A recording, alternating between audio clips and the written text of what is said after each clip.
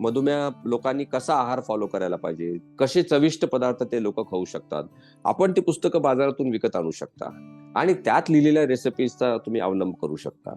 मी मगाशी सांगितलं तसं फॉर्म्युला काय आहे, की आपल्याला कार्बोहायड्रेट्स कमी खायचे, प्रोटीन आणि फायबर वाढवायचंय आणि मुख्य म्हणजे फॅटचं प्रमाण कमी करायचंय. फॅट म्हणजे तेल. आता हे शेवटचा भाग आहे, की तेलाचं प्रमाण हल्ली खूप वाढलेलं आहे.